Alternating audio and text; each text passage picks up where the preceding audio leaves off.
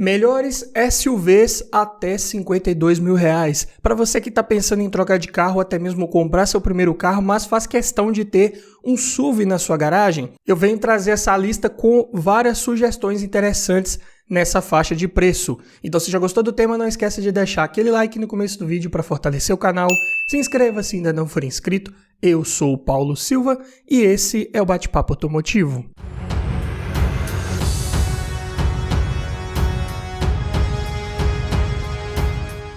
E só para constar, todos os preços que eu disser nesse vídeo foram cotados em janeiro de 2023. Começando aqui com o primeiro da lista, vamos de Ford EcoSport SE 1.6 16 válvulas flex câmbio manual 2013. Tabela FIPE desse carro hoje está em R$ 51.198. Aqui equipada com o conhecidíssimo motor Sigma de duplo comando de válvulas no cabeçote acionado por correia dentada de longa duração, que nesse caso aqui ela é banhada a óleo, então cuidado com a especificação correta de óleo para esse veículo. E como aqui não tem variador de fase, como lá no Fiesta e no Focus, por exemplo, a potência aqui fica em 110 cavalos na gasolina, 115 no etanol. E o torque em 15,7 kgfm na gasolina e 15,9 no etanol. Até que são números razoáveis, se tratando de um SUV compacto, bem leve, 1.243 kg para os seus padrões, isso é considerado até leve. Então a relação de peso-potência ficou em 10,8 kg por cavalo. E aqui equipado com câmbio manual de 5 marchas é o IB5D, excelentes engates bem justos, precisos, um câmbio bem tranquilo de guiar aí no dia a dia. Porta-malas que é pequeno nesse carro, 362 litros de capacidade, porém conta com banco traseiro rebatível e bipartido. Medidas de pneus 205/6515 e perfil um pouco mais alto para tentar dar um pouco mais de conforto ao rodar. E o consumo, falando aqui em dados de ficha técnica, na cidade esse carro faz 7 km por litro com etanol e 10,2 com gasolina. Já na estrada 8,2 no etanol e 11,8 na gasolina. Mas eu digo que na prática, você andando de forma tranquila, adotando técnicas de condução mais econômica, mais eficiente, visando antecipar o que acontece lá na frente, você pode conseguir médias bem melhores do que essas aí, com certeza.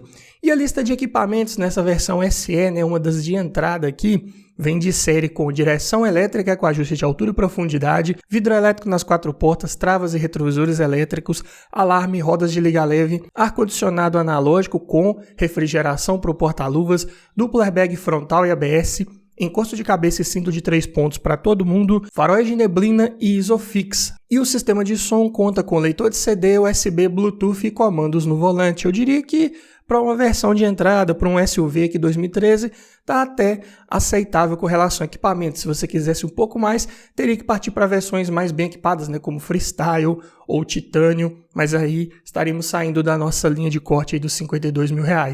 Então, quais são os pontos positivos de pegar um carro desse? É a sua robustez, confiabilidade mecânica, se você cuidar bem do básico nesse motor, troca de óleo, filtros no tempo correto, correia dentada, apesar de ter uma longa duração, uma hora ela vai precisar ser trocada como manda o manual do proprietário, algo para se observar, mas tirando isso é um motor que não costuma incomodar, com um desempenho até ok para o peso desse carro, consumo de combustível considerado bom, dependendo da sua forma de guiar. Carro de até bom espaço interno, condizente aí com a categoria. Temos que lembrar que é um carro SUV compacto, baseado na plataforma de um hatch compacto, que é o Fiesta. Então, dentro da sua proposta, ele se sai satisfatoriamente bem. Carro de posição autoguiar, essa é a proposta de um SUV. Bem confortável ao rodar, suspensão de comportamento mais neutro, não chega a passar sustos em curvas de alta velocidade e ainda passa um bom conforto ao rodar. Pneus de perfil alto também contribuem para isso e foi um carro bem avaliado pelo Latin Cap aí de sua época, porém é claro que ele tem seus pontos negativos. Relatos de falha em máquinas de vidro, fechaduras de portas, é bem comum, principalmente nesses primeiros EcoSport aí, de terceira geração. Também nesses primeiros aí, 2012, 13, 14, é bem comum do braço do limpador perder pressão e não limpar muito bem ali a área do para-brisa, principalmente no lado do motorista. Então, só se resolve trocando o conjunto completo, mas também não é tão caro e resolve o problema. Os mais novos já não passam por isso.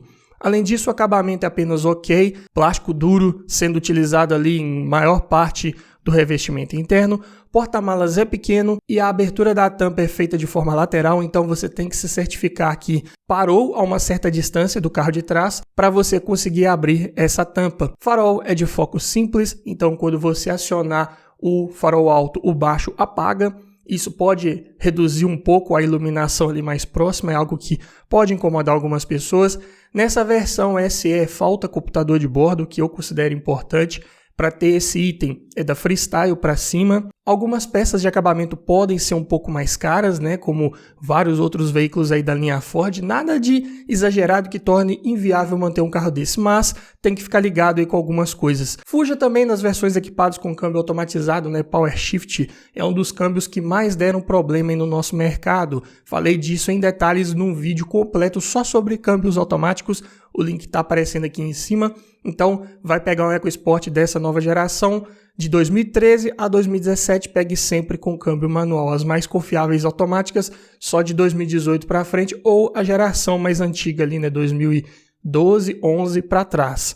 E é um carro que poderia ter uma revenda melhor, né, se não fosse o fato da montadora ter tirado suas linhas de montagem aqui do Brasil. Então o mercado fica um pouco mais receoso, né, de comprar um carro desse e futuramente não conseguir achar peças. Por isso, acaba se tornando um veículo de revenda mais difícil. Segundo da lista, vamos aqui de Renault Duster Dynamic 2.0 16 válvulas flex manual 2014 por R$ 51.015, equipada aí com motor F4R, bem conhecido aí da linha Renault, de duplo comando de válvulas no cabeçote acionado por correia dentada e variador de fase para as válvulas de admissão. Potência 138 cavalos na gasolina, 142 no etanol. Torque de 19,7 kg na gasolina e 20,9 no etanol. Aqui já temos números bem melhores, estamos falando aqui também de um motor 2.0, né? E a Duster é igualmente leve, né? Bem próxima aí do peso da EcoSport. 1.276 kg, então a relação de peso-potência ficou em bons 9 kg por cavalo. Assim, o desempenho desse carro fica bem melhor também, com certeza. E essa versão aqui que eu escolhi é com câmbio manual de 6 marchas, que tenta favorecer um pouco a economia de combustível. Aqui nesse ano o modelo da Duster, se for a versão automática, ainda utilizava aquele câmbio de 4 marchas, né, que era o L4, depois foi chamado de DP0, DP2, mas basicamente o mesmo câmbio que não tem uma confiabilidade mecânica tão boa assim. Muita gente ainda gosta, mas eu diria para você evitar esse tipo de câmbio. Também já falei sobre ele lá no vídeo só sobre câmbios. Porém, o porta-malas aqui da Duster é bem espaçoso, 475 litros de capacidade e conta com banco traseiro rebatível e bipartido, então dá para levar ainda mais coisas se você precisar. Medidas de pneus 215, 65, 16, aqui não são das mais convencionais, mas você encontra com certa facilidade. Claro que também não são dos mais baratos, né? Tem que ter atenção nesse detalhe. Consumo na cidade, 6,7 no etanol, 9,9 na gasolina. Na estrada, 7,8 no etanol e 11,2 na gasolina. Aqui a Duster já vai ter tendência de ter um consumo mais elevado, né? Estamos falando de um motor 2.0. A sexta marcha ajuda um pouco, principalmente na estrada, mas dentro de cidade ela acaba gastando um pouco mais mesmo, infelizmente. E a lista de equipamentos, versão Dynamic, vem de série com direção elétrica com ajuste de altura, vidro elétrico nas 4 portas, travas e retrovisores elétricos, alarme, rodas de liga leve, ar-condicionado, computador de bordo, duplo airbag frontal e ABS, encosto de cabeça para os 5 ocupantes, faróis de neblina e sensor de estacionamento traseiro. E o único opcional disponível aqui eram os bancos de couro. Sistema de som, leitor de CD, USB, Bluetooth e comandos ali na coluna de direção, né? Próximo ao volante mesmo, como todo bom carro francês. Pontos positivos de pegar uma Duster: motor bem resistente, confiável, peças fáceis de encontrar. Motor F4R ficou aí por anos no mercado, veio lá nos Megane mais antigos, foi utilizado por vários veículos mais novos aí da Renault também, sem sustos para manter. Claro que não é dos mais baratos, não é como manter um Sandero, por exemplo, mas nada para se preocupar, dá para encontrar peças com certa facilidade. Bom desempenho, consumo de combustível ok, se tratando de 2.0, carro de ótimo espaço interno, principalmente questão de porta-malas também tem boa capacidade, suspensão bem resistente também, confiável. Claro que se levar para um off-road, pode ser que não aguente muito, mas para o dia a dia ali, para um uso normal dentro de cidade, fazer viagens, é uma suspensão que se comporta bem. carro de boa posição ao guiar, mais altinha, e também, como todo bom SUV, é um carro mais alto do solo, então mais difícil de raspar em lombadas e entradas e saídas de rampas. Como pontos negativos, o acabamento ele é mais fraco, né, como vários Renault de época. Isolamento acústico também não é dos melhores. Bancos têm assentos mais curtos ali para a área anterior das coxas, então pode incomodar um pouco em viagens mais longas. Lista de equipamentos é apenas ok comparado com os concorrentes, mas ainda assim um pouco melhor que a EcoSport, eu diria. O pós-venda também é um pouco complicado, é um carro que tem a tendência de se desvalorizar um pouco mais. Aqui dá para pegar uma Duster 2014 no preço de um EcoSport 2013. Então, é um carro que perde um pouco mais de valor, né? Tem a tendência de perder mais valor frente aos seus concorrentes. E no Lat NCAP de sua época foi avaliado com 4 estrelas para adulto e 3 para crianças. Eu diria que está longe aqui de ser o ideal, mas ainda assim melhor que vários concorrentes, com certeza. Se você quer um carro ainda um pouco mais equipado, dá para pensar também no Peugeot 2008 Allure 1.6 16 válvulas flex manual 2015 por R$ 51.288. Aqui equipado com o motor EC5 JP4, bem conhecido aí da linha Peugeot, equipou vários carros por vários anos também, é um dos motores mais tranquilos aí da montadora para você manter no dia a dia. Duplo comando de válvulas no cabeçote acionado por correia dentada, variador de fase para as válvulas de admissão, potência 115 cavalos na gasolina, 122 no etanol, torque 15,5 kgfm na gasolina e 16,4 no etanol. Números muito bons se tratando aqui de 1,6 aspirado. Para um SUV também considerado leve aqui, olha, 1.183 kg. O mais leve até o momento, a relação de peso-potência já ficou em 9,7 kg por cavalo. Então, desempenho até satisfatório comparado com seus concorrentes. Câmbio manual de 5 marchas, MA/5, também utilizado por vários veículos da linha Peugeot e alguns Citroën também. Câmbio sem sustos. Porta-malas é bem pequeno, 355 litros de capacidade e conta apenas com banco traseiro rebatível. Está ali praticamente empatado com a EcoSport. Medida de pneus 205/60/16, perfil não é dos mais altos, mas são pneus que você encontra no mercado e também com certa facilidade. O consumo na cidade fica em 7,3 km por litro com etanol e 10,2 com gasolina. Já na estrada, 8,2 com etanol e 11,6 com gasolina. Aqui também é um consumo bem próximo da EcoSport, porém vem muito mais bem equipado nessa versão Allure, que nem é a top de linha, vem de série com direção elétrica, com ajuste de altura e profundidade, vidros, travas e retrovisores elétricos, alarme, rodas de liga leve, ar-condicionado digital de 2 zonas com saída de refrigeração para o porta-luvas, um dos destaques desse carro, assim como computador de bordo, controlador de velocidade com limitador, 4 airbags mais ABS, cinto de 3 pontos para todos os ocupantes, faróis e lanternas de neblina, luzes de rodagem diurna e sensor de estacionamento traseiro. E o sistema de som já conta aqui com a central multimídia, com as conexões USB, Bluetooth, comandos no volante e GPS integrado. Ou melhor, né, comandos na coluna de direção também, como lá na Duster. Mas aqui um sistema mais completinho, com certeza. Pontos positivos: é um carro com motor bem resistente, confiável, que não quebra com facilidade se você cuidar ali do básico.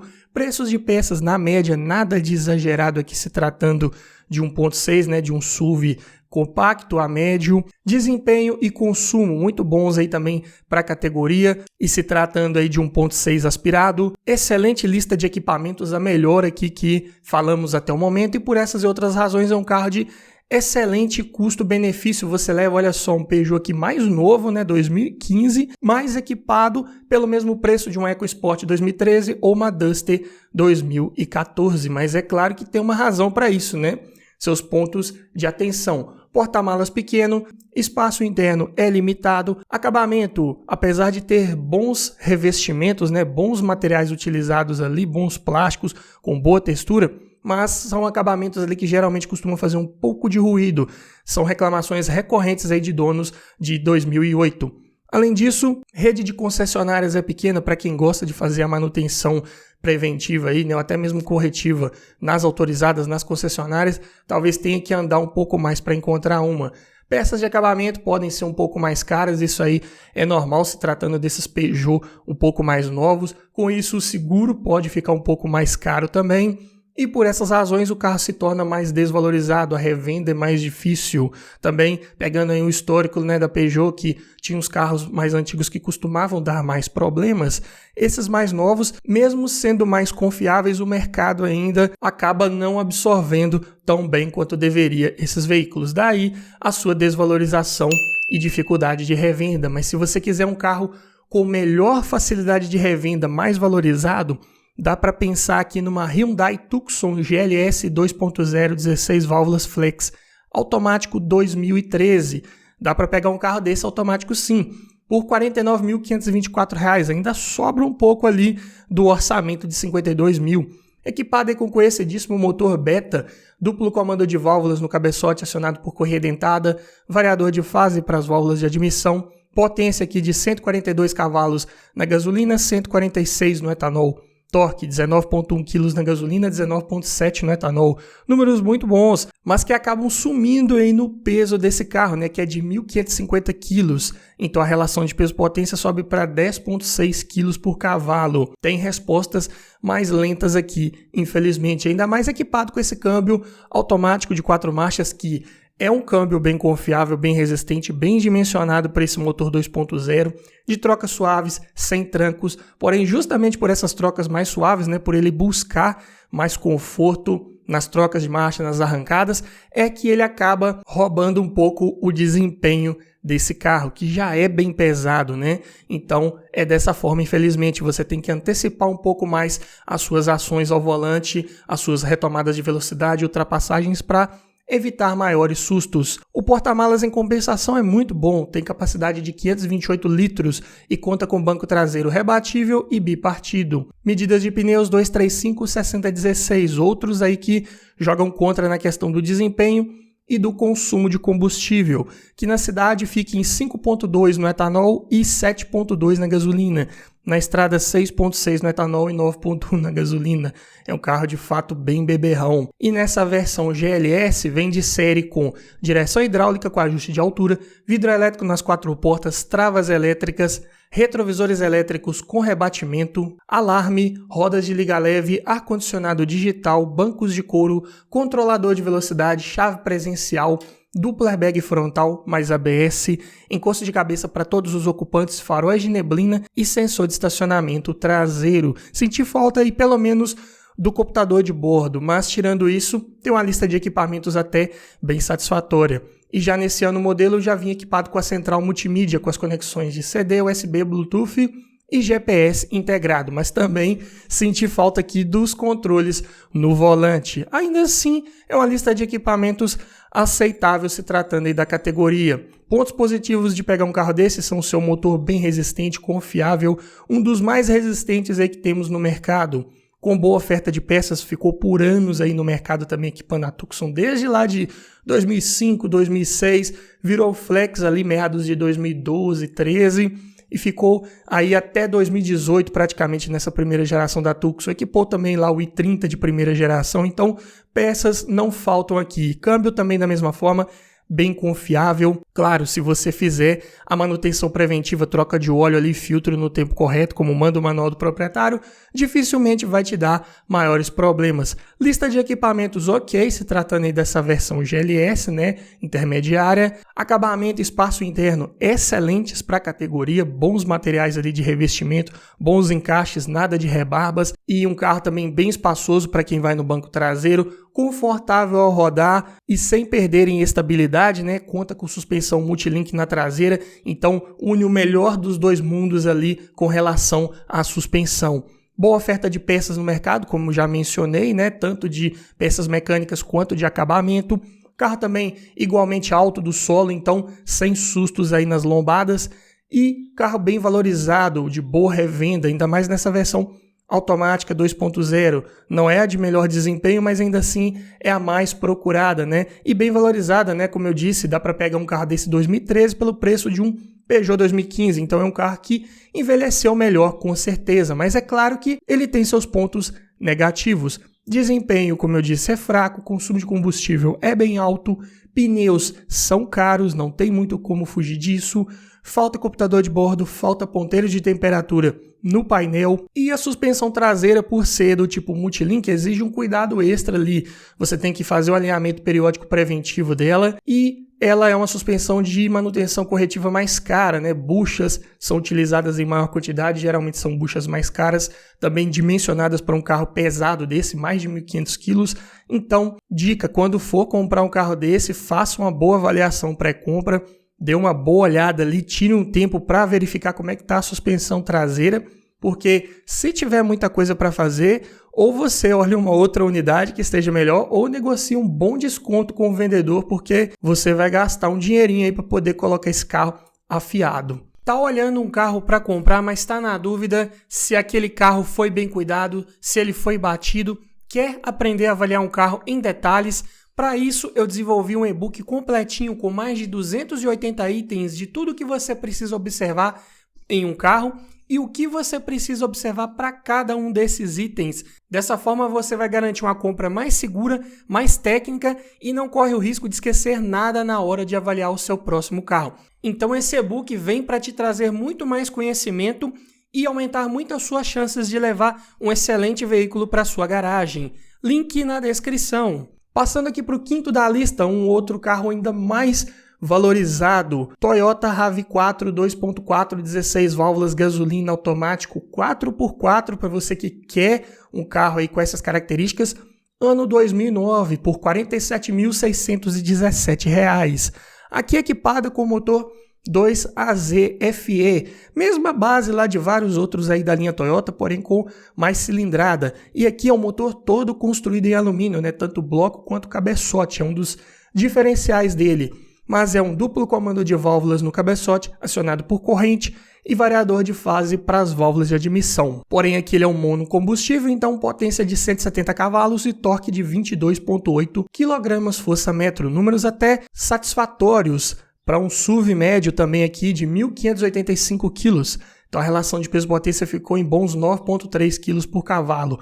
Ótimo, excelente, com certeza. E aqui equipado com câmbio automático de 4 velocidades, aqui é o de código U241E. Em vários pontos ele é bem semelhante ao que é utilizado lá no Corolla, né? Ele também é acoplado ao motor por conversor de torque, mas aqui ele tem a saída para tração traseira, né? E tração nas 4 rodas, então mecanicamente um pouco diferente, mas igualmente resistente, confiável, bem dimensionado para o torque e potência desse motor. E é outro veículo também com excelente porta-malas, 540 litros de capacidade e conta com banco traseiro rebatível, bipartido, corrediço e reclinável. Então dá para você aumentar o espaço interno para quem vai no banco traseiro, dá para reduzir esse espaço se não tiver ninguém lá, aumentar mais a capacidade de porta-malas, dá para rebater parte ou todo o encosto do banco. Muito bom, carro muito versátil. Medidas de pneus 225/65/17, pneus também bem caros aí, se tratando de um SUV. Difícil você encontrar pneus baratos para carros dessa categoria. E o consumo na cidade fica em 8,6 km por litro, já na estrada 10,9. Eu diria aqui que por um carro de mais de 1.500 kg, motor 2.4, câmbio automático 4x4, o consumo tá até muito bom, tá melhor que a Tucson, com certeza. E na lista de equipamentos, como que vem aí essa RAV4? Conta de série com direção elétrica, com ajuste de altura e profundidade, vidros, travas e retrovisores elétricos, sendo que os retrovisores externos têm rebatimento, além de alarme, rodas de liga leve, ar-condicionado digital de 2 zonas, controlador de velocidade, teto solar elétrico, duplo airbag frontal e ABS, cinto de 3 pontos e apoio de cabeça para todo mundo e faróis e lanternas de neblina. Até aceitável, né? Também aqui faltou o computador de bordo. E o sistema de som é mais simples, conta com leitor de CD e comandos no volante, mas temos que dar um desconto, né? Estamos falando aqui de um carro 2009. Difícil ver carros com conexão Bluetooth nessa época, então não dá para exigir isso aí, principalmente de um Toyota, né? Que geralmente colocava essas tecnologias um pouco depois, comparado com os concorrentes. Mas é um carro de motor muito resistente, confiável, que também não quebra com facilidade, assim como o câmbio. Você tem que cuidar do básico, né? Claro, óbvio, mas não costuma incomodar, é um carro realmente feito para te passar segurança e confiança ao fazer longas viagens sem te deixar na mão. Confortável ao rodar, é a proposta, né, de vários Toyota. Aqui com a RAV4 não seria diferente. De ótimo acabamento, espaço interno, carro é de porte médio, então tem que proporcionar mais conforto para quem vai no banco traseiro, com certeza.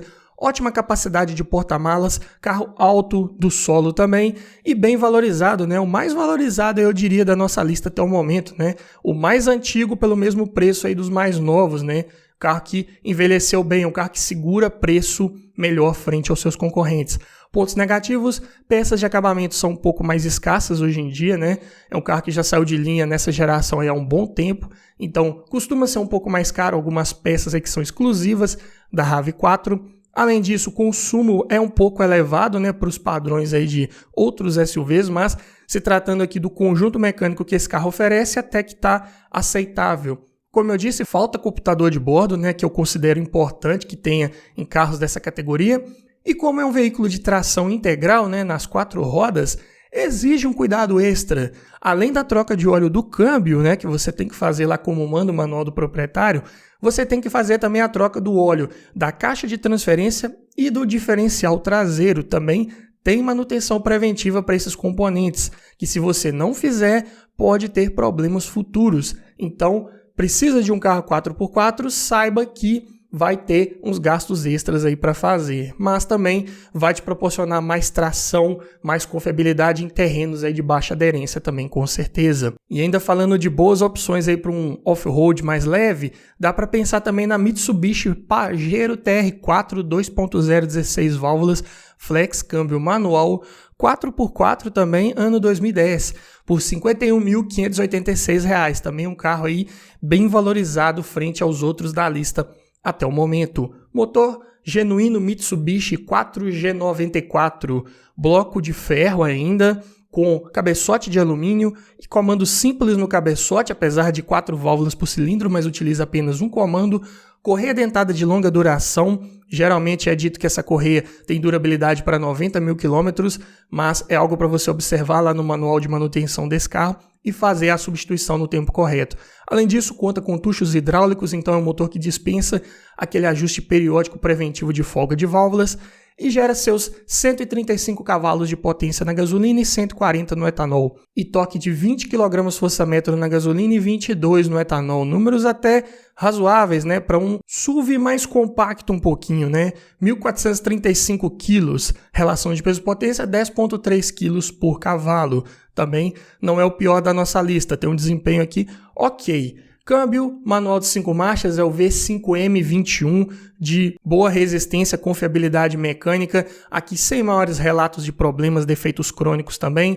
Tração aqui é a 4x4 com reduzida, mais diferencial central. Então, para determinadas situações aí, para um barro mais pesado, é um carro que vai se sair muito bem, com certeza. Porém, infelizmente, o porta-malas é pequeno, 312 litros de capacidade, conta com banco traseiro rebatível e bipartido, porém, se você estiver levando passageiros do banco de trás, não dá para levar muita bagagem com esse carro. Medidas de pneus aqui, as mesmas da RAV4, 225/6517. E o consumo na cidade é de 5 km por litro no etanol, 7,5 na gasolina. Na estrada, 6,4 no etanol e 9,1 na gasolina. Outro aqui de consumo bem elevado, até um pouco mais do que a Tucson, eu diria. E como equipamentos, vem aqui de série com direção hidráulica, com ajuste de altura, vidro elétrico nas 4 portas, travas e retrovisores elétricos, alarme, rodas de liga leve, ar-condicionado, duplo airbag frontal, faróis de neblina e o único opcional disponível aqui eram os bancos de couro. Então, lista de equipamentos também bem ruim comparado com os seus concorrentes. Isso aí, em vários Mitsubishi de época, era bem comum. Porém, o sistema de som era um pouco mais completinho, vinha com as conexões de CD, USB e Bluetooth. Pontos positivos, então, de pegar um carro desse, o seu motor bem resistente, confiável, muito utilizado aí pela linha Mitsubishi. Ele tem algumas variações, né? Tem o 4G91, 92, 93, mas é um motor sem maiores relatos aí de problemas crônicos, a não ser relatos de falha em anéis de segmento quando passa ali dos 150, 180 mil quilômetros aproximadamente. Isso aí você vai observar com muita facilidade verificando o nível de óleo ali toda semana ou a cada 15 dias. Começou a baixar demais ou começou a soltar uma fumaça azul lá no escapamento, já é um indício que esse motor está começando a queimar óleo. Além disso, todo o conjunto mecânico em si é bem robusto, confiável, é um carro mais voltado para essa característica, suspensão, freios, tudo mais bem dimensionado ali para um off-road um pouco mais leve, né? Não é nada que você vai conseguir subir parede com esse carro, mas um pouco melhor do que vários aqui que eu já citei até o momento. Carro bom, diria, para fora de estrada. Boa altura do solo é pré-requisito também para essas situações e valorizado, né? Olha só, um 2010 aqui pelo preço de vários SUVs aí 2013, 14, 15. Aqui a proposta é de ser um carro realmente mais parrudo, mais resistente, mais confiável. Então é dessa forma. Muita gente procura esses carros para um off-road, mas é claro que tem o seu calcanhar de Aquiles aqui, né? Peças geralmente são mais caras, né? São bem dimensionadas, mas consequentemente mais caras. Consumo de combustível é bem alto, suspensão é de batida mais dura, é claro, né, voltado para um off-road ali, então ela tem que passar mais estabilidade, mais segurança em situações aí de maior inclinação que esse veículo possa ser submetido. Além disso, lista de equipamentos é fraca, não tem muito o que fazer, porta-malas pequeno, carro de pouco espaço interno, principalmente para quem vai no banco traseiro. O 4x4, né, assim como lá na RAV4, exige cuidado extra, atenção ali, né, com caixa de transferência, diferencial traseiro, que exige uma troca de fluido ali no tempo correto para evitar maiores problemas. Geralmente é um conjunto, né, que é submetido a mais estresse, ao maior esforço.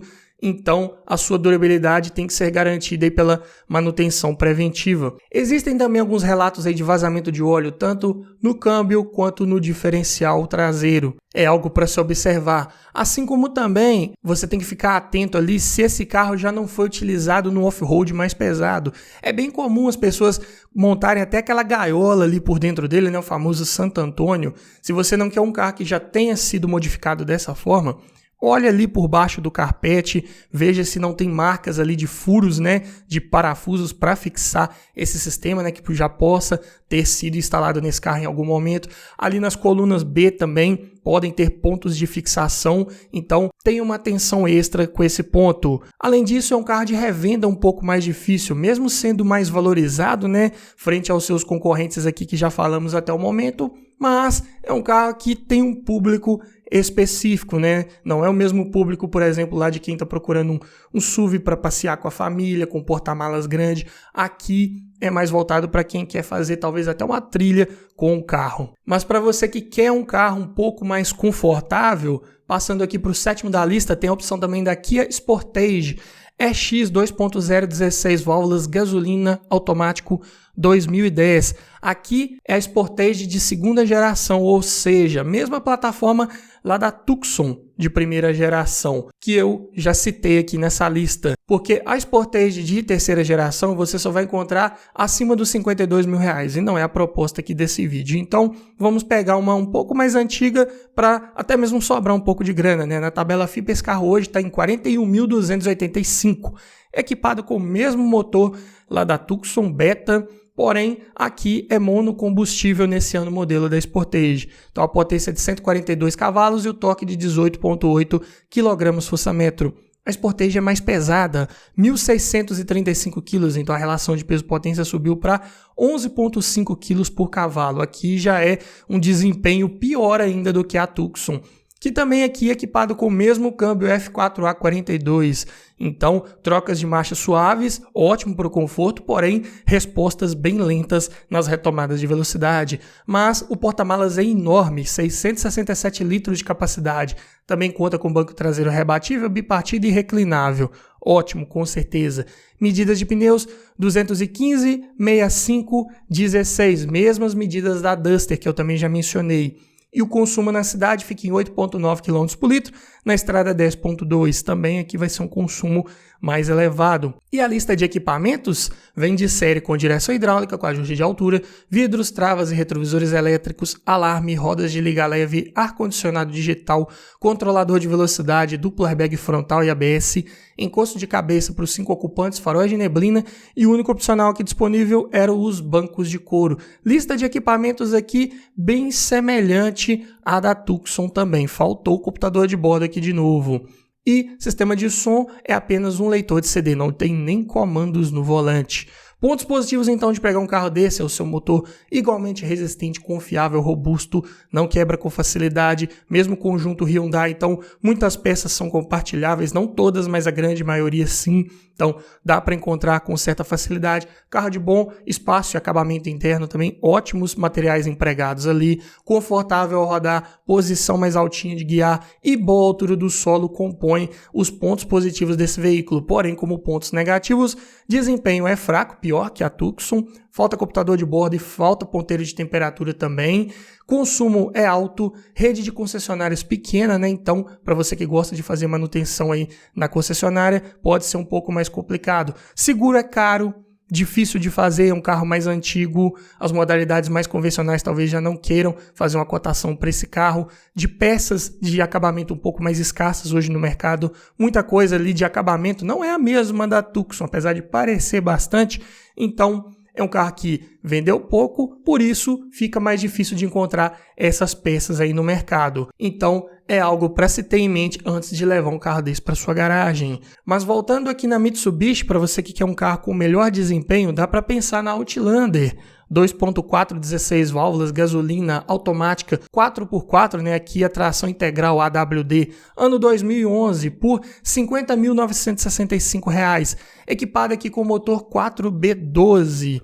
Praticamente o mesmo lá 4B11 2.0, porém aqui com cilindrada um pouco maior. Todo construído em alumínio, de duplo comando de válvulas no cabeçote acionado por corrente e variador de fase para os dois comandos. Potência 170 cavalos e torque de 23 kgfm. Aqui estamos falando de um motor monocombustível. E a Outlander, né, considerada um crossover, né, alguns também chamam de SUV, pesando 1.585 kg. Mesmo assim, como tem bons números de desempenho, a relação de peso-potência fica em 9,3 kg por cavalo, bem interessante. Câmbio é o JF 613E CVT, que simula 6 marchas acoplado ao motor por conversor de torque. Essencialmente, ele é bem semelhante aos JF011 lá do Lancer 2.0, por exemplo. Porém, aqui ele é um câmbio mais bem dimensionado para esse motor aí de 170 cavalos. Então, da mesma forma, proporciona um desempenho suave, progressivo e comportamento esportivo ali com trocas de marcha manuais simuladas se você quiser. Porta-malas tem ótimos 715 litros de capacidade, conta com banco traseiro rebatível bipartido, corrediço e reclinável, muito bom também. Medidas de pneus 225/5518, bem caros, aro grande, perfil baixo, bem largos, vai ser dessa forma. Consumo na cidade 8 km por litro, na estrada 9,8. Também não dá para ser menos de um motor aí 2,4. Mas é um carro muito bem equipado, vem de série com direção hidráulica, com ajuste de altura, vidro elétrico nas 4 portas, travas e retrovisores elétricos, alarme, rodas de liga leve, ar-condicionado digital, computador de bordo, banco do motorista com ajuste elétrico, controlador de velocidade, aletas de mudança atrás do volante, 6 airbags mais ABS, cinto de 3 pontos e apoio de cabeça para todo mundo, faróis e lanternas de neblina e Isofix. E ainda tinha os opcionais de bancos de couro e teto solar elétrico, muito bom. Sistema de som, leitor de CD e comandos no volante. Aqui, para um carro 2011, tá até aceitável. Pontos positivos então de pegar um carro desse é o seu motor bem resistente, confiável, da mesma forma que os 4B11, sem maiores relatos aí de problemas crônicos, carro de boa lista de equipamentos com certeza, uma das melhores aqui dessa lista até o momento, de ótimo acabamento e espaço interno, é essa proposta de um crossover, né, como é chamado, então carro que se sai bem em todas as situações, tem um ótimo porta-malas também e tem um comportamento mais ali de um sedã médio do que de um SUV essencialmente, mas ainda assim um carro com boa altura do solo, com bom nível de segurança a bordo, né, principalmente com relação a equipamentos de segurança, né, 6 airbags aí, por exemplo, e por essas e outras razões, ótimo custo-benefício, não é o mais novo aqui dessa lista, mas entrega muito também pelo valor que ele cobra. Porém, como pontos negativos, consumo de combustível elevado, manutenção mais cara, né, nesses motores aí 2.4, pneus caros também, tração integral exige os mesmos cuidados, né, que eu já mencionei em outros exemplos aqui nesse vídeo. O câmbio aqui CVT também exige troca preventiva periódica de óleo e filtro aí no tempo correto. Step vem embaixo do veículo, né, de ruim acesso, e é um carro de revenda um pouco mais difícil, como vários outros Mitsubishi aí que temos no mercado. Mas mesmo assim, um carro que manteve valor muito bem comparado com vários aí de seus concorrentes. E para você que ficou até o final, sabe que eu sempre preparo um bônus, não é verdade? Então vamos aqui para o nono da lista, para você que quer ainda mais equipamentos. Tem a opção da Volkswagen Tiguan TSI 2.0 16 válvulas gasolina automático 2009 por R$ 48.603. Equipada aqui com um conjunto mecânico lá do Jetta TSI de 2011 em diante. O motor é o EA888, duplo comando de válvulas no cabeçote acionado por corrente, variador de fase para as válvulas de admissão, alimentado por tubo compressor e injeção direta de combustível. A potência então fica em 200 cavalos e o torque em 28,5 kgfm, de melhor desempenho aqui da nossa lista também. Porém, um dos mais pesados, 1.622 kg. Mesmo assim, a relação de peso-potência fica em ótimos 8,1 kg por cavalo. Desempenho de sobra que esse carro oferece com certeza. Câmbio é o DSG DQ250 de dupla embreagem automatizado, 6 marchas, porém essas embreagens são banhadas a óleo, então é um câmbio que tem menos chances de sofrer com problemas de superaquecimento, por exemplo, comparado lá com os DSG 7 marchas de embreagem a seco. Mas mesmo assim, é claro que deve ter seus cuidados aí, principalmente com relação à troca de óleo no tempo correto. Mas a vantagem de um câmbio desse, principalmente, é a sua troca de marchas muito rápida, ali na ordem de 0,2 a 0,3 segundos. Então, para você que quer desempenho e resposta ao acelerar, é uma excelente opção, com certeza. Porta-malas tem bons 470 litros de capacidade, razoável aí para a categoria. Conta com bancos traseiros rebatíveis, bipartidos, reclináveis e corrediços também. Muito bom. Medidas de pneus 2355517. Pneus bem largos que jogam contra na questão do consumo de combustível, mas favorecem em estabilidade, em segurança ao fazer curvas, em aderência, com certeza. Consumo na cidade 6,8 km por litro, na estrada 11,9. Até razoável, bom eu diria, se tratando aqui de um 2.0 turbo, não é verdade? E a lista de equipamentos, hein? A melhor aqui dentre os que eu já citei até o momento, com certeza. Vem de série com direção eletrohidráulica com ajuste de altura e profundidade, vidro elétrico nas 4 portas, travas elétricas, retrovisores elétricos com aquecimento e rebatimento, além de alarme, rodas de liga leve, ar-condicionado digital de 2 zonas com porta-luvas refrigerado e saída de ar para o banco traseiro, computador de bordo, bancos de couro, faróis e limpadores de acionamento automático, retrovisor fotocrômico, freio de estacionamento eletrônico com auto-hold, 6 airbags mais ABS, cinto de 3 pontos e apoio de cabeça para todos os ocupantes, controle de tração e estabilidade, faróis e lanternas de neblina, luzes de rodagem diurna, Isofix, assistente de partida em rampa, sensor de estacionamento traseiro, sensor de pressão dos pneus e sensor de detecção de fadiga. E não acabou, porque ainda tinha os opcionais de Park Assist, né? Sistema de estacionamento semi-autônomo, além de banco do motorista com ajuste elétrico mais aquecimento, e também tinha o opcional aí de ajuste da lombar para esse banco, controlador de velocidade, teto solar panorâmico, aletas de mudança atrás do volante, chave presencial, câmera de ré, faróis de xenon e sistema de controle de descida. Então, mais bem equipado aqui de longe da categoria, com certeza. E na parte de som também não faz feio. Vem de série com leitor de CD, USB, cartão de memória e comandos no volante. Para um 2009, muito bom. Então, quais são os pontos positivos principais de pegar um carro desse, além dos que eu já falei, né? Ótimo desempenho, boas respostas, o melhor desempenho aqui da nossa lista, com certeza. Lista de equipamentos, não tem nem o que dizer, né? Dá show. Carro muito seguro a bordo, bem avaliado pelo Lat NCAP de sua época. Além disso, tem vários itens aí de segurança ativa e passiva instalados. Muito confortável ao rodar também, sem perder em estabilidade, o que é um grande ponto positivo.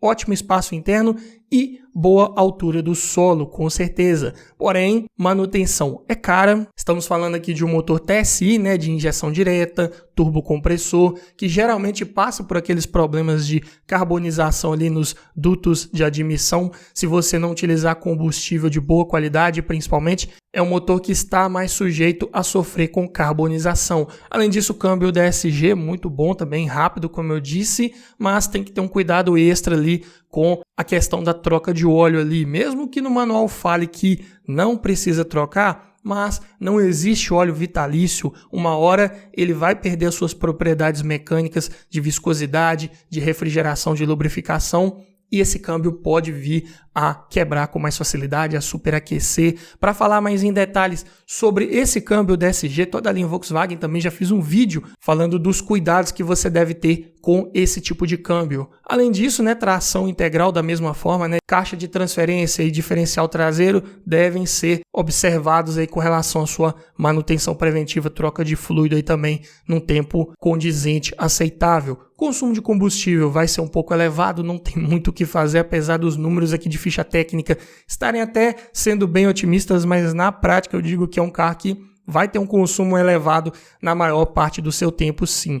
De seguro caro, peças caras, tanto de acabamento quanto mecânicas em si, e isso vai tornar o seguro desse carro até mais difícil de ser feito pelas modalidades mais convencionais. É algo para se ter em mente, fazer uma cotação aí com o seu corretor de confiança, por exemplo, antes de comprar um carro desse. E por essas razões é um carro de difícil revenda. Ele pode ser uma boa opção de custo-benefício pelo preço, pelo ano e pelo que ele entrega, obviamente, porém tem o seu grau de dificuldade aí de manter no dia a dia um carro desse funcionando 100% dentro do seu orçamento, Um carro, como eu disse, bem caro de manter. Mas me diga você, frente a todas essas sugestões, qual desses você levaria para sua garagem? Ficou faltando outro SUV interessante aí na faixa dos 52 mil que eu não falei nesse vídeo?